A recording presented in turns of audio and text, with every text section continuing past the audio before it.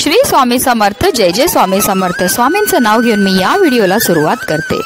यंदा 2 सप्टेंबर म्हणजे सोमवारी आली आहे सोमवती अमावास्या। हिंदू धर्मात अमावास्या तिथीला विशेष महत्त्व आहे। श्रावण महिन्यात सोमवारी येणाऱ्या अमावास्यामुळे सोमवती अमावास्येचा योगायोग निर्माण होत आहे। तसेच हा श्रावण महिन्यातील शेवटचा 5वा श्रावण सोमवार आहे। या दिवसाला दर्श अमावास्या किंवा पिठोरी अमावास्या असे म्हणतात। या दिवशी महाराष्ट्रात पोळा हा सण साजरा केला जातो। पोळा सणाला बैलाची पूजा करण्याला विशेष महत्त्व हे दिलं जातं। या दिवशी शिव आणि पार्वती यांची एकत्रित पूजा केली जाते। तसेच या दिवशी पितरांची पूजा केल्याने अनेक लाभ होतात। त्याचबरोबर या दिवशी सौभाग्यवती स्त्रिया व्रत करून शिव पार्वतीची पूजा करतात, अखंड सौभाग्याची प्राप्तीसाठी इच्छा व्यक्त करतात। तसेच सोमवती देवीकडून सौभाग्य टिकून राहण्यासाठी तसेच सुख शांती आनंद कायम राहण्यासाठी प्रार्थना सुद्धा करत असतात। तसेच सोमवती अमावास्येच्या दिवशी स्नानाला, दानाला आणि तर्पण याला खूप महत्त्व दिलं जातं। या अमावास्येला पिठाचे सर्व पदार्थ नैवेद्य म्हणून केले जातात, त्यामुळेच याला पिठोरी अमावास्या असे म्हटले जाते। या दिवशी मातृदिन साजरा केला जातो। या दिवशी दुर्गा मातासह 64 देवींच्या मूर्ती पीठ मळून तयार केल्या जातात। घरातील मुलांच्या सुख समृद्धीसाठी महिला पिठोरी अमावास्येला उपवास करतात। ज्या घरात गणरायाचं आगमन होतं तिथे पिठोरी अमावास्या केली जाते। अनेक घरात भाताची खीर हा खास नैवेद्य केला जातो। याशिवाय अमावास्येला पितृदोषापासून मुक्ती मिळवण्यासाठी उपायसुद्धा केले जातात।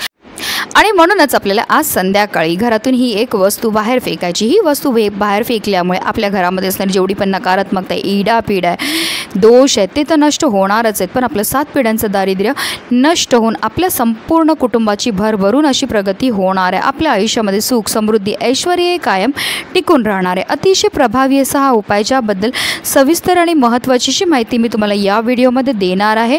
तर व्हिडिओ पूर्ण पहा आणि जर तुम्ही माझ्या चॅनलवर नवीन असतील तर चॅनलला सबस्क्राईब करा आणि शेजारी बेल आयकॉन सुद्धा प्रेस करा।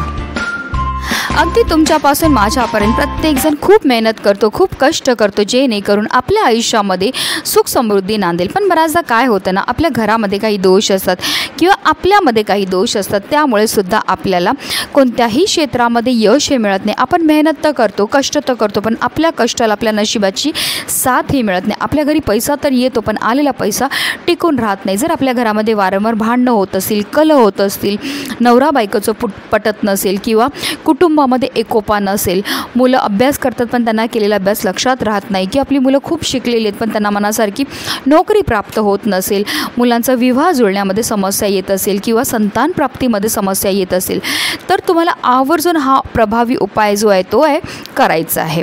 आता ह्या सर्व समस्या आपल्या आयुष्यामध्ये का निर्माण होतात, तर त्या निर्माण होतात आपल्यामध्ये असणाऱ्या दोषामुळे।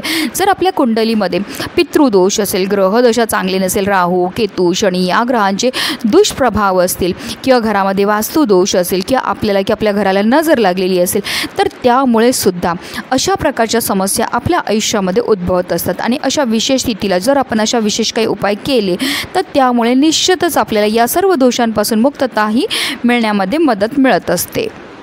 आता हा उपाय आपल्याला कधी करायचा, तर हा उपाय आपल्याला आज संध्याकाळी 6 वाजल्यापासून 7:30ची जी वेळ असते ती माता लक्ष्मीची आगमनाची वेळ असते। आणि त्या वेळेमध्ये जर आपण काही विशेष उपाय केले तर माता लक्ष्मी आपल्यावर प्रसन्न होते आणि तिचं अखंड आगमन आपल्या घरामध्ये होत असतं। पण आता तुम्हाला काही कारणास्तव या वेळेमध्ये हा उपाय करणं शक्य झालं नाही, तर तुम्ही रात्री 12 वाजेपर्यंत सुद्धा हा उपाय जो आहे तो करू शकता। तर हा उपाय सुरू करण्या अगोदर आपल्याला सर्वप्रथम देवघरामध्ये दिवा हा प्रज्वलित करून घ्यायचे, देवपूजा करून घ्यायची। त्याचबरोबर तुळशीजवळ सुद्धा दिवा हा प्रज्वलित करून घ्यायचा आहे, कारण कोणतीही सेवा किंवा कोणताही उपाय जो आहे तो आपल्याला अग्नीच्या साक्षीने करायचा आहे। आणि त्यानंतर आपल्याला हा उपाय जो आहे तो करायचा आहे। ह्या उपायाकरता आपल्याला चिमूटभर काळे तीळ हे लागणार आहेत। काळे तीळ हे आपल्या पितरांना समर्पित असतात आणि काळ्या तिळांपासून जर आपण काही उपाय केले तर आपल्या कुंडलीमध्ये असणाऱ्या प्रकारातला प्रकार पितृदोष, ग्रहदोष, त्याचबरोबर शत्रुबाधा, नकारात्मकता, इडापिडा दूर होण्यामध्ये मदत ही मिळत असते। त्याचबरोबर आपल्याला 5 लवंगा घ्यायचे। ह्या लवंगा ज्या आपण घेणार त्या व्यवस्थित पाहून घ्यायच्या, त्या अखंड असाव्या, कुठे तुटलेल्या, फुटलेल्या किंवा खराब झालेल्या नसाव्या। त्याचबरोबर आपल्याला चिमूटभर अगदी थोडीशी पिवळी मोहरीसुद्धा घ्यायची. आता काही कारणास्तव तुमच्याकडे पिवळी मोहरी नसेल तर तुम्ही काळी मोहरी घेतली तरीही चालणार, पण मी आवर्जून सांगेन पूजेचं जिथे साहित्य मिळते तिथे सहज तुम्हाला ही पिवळी मोहरी मिळून जाणार आहे. तर आवर्जून पिवळी मोहरीच तुम्ही ह्या उपायाकरता वापरा. त्याचबरोबर आपल्याला थोडंसं खडे मीठ घ्यायचं आहे आणि 7 लाल मिरच्या घ्यायच्या. त्या लाल मिरच्या ज्या आहेत त्या देठासकट असणं गरजेचं आहे. तर या सर्व वस्तू ज्या आहेत त्या आपल्याला आपल्या उजव्या हातामध्ये पकडायच्या आहेत.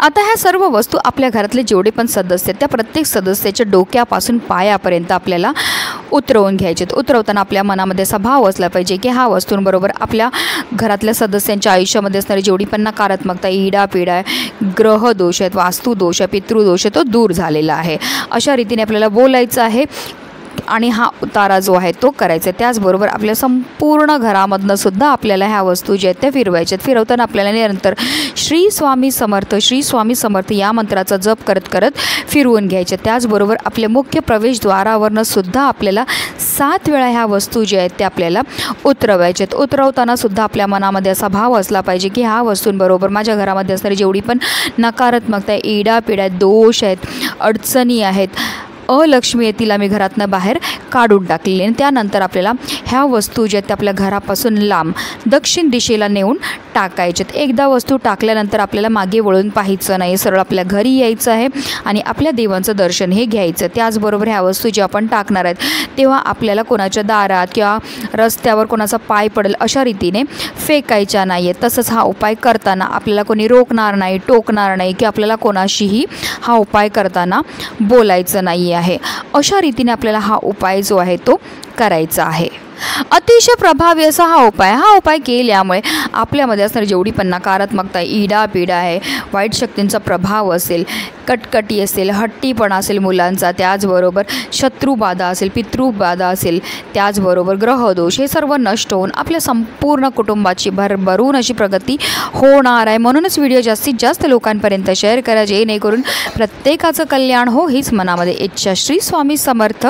जय जय स्वामी समर्थ.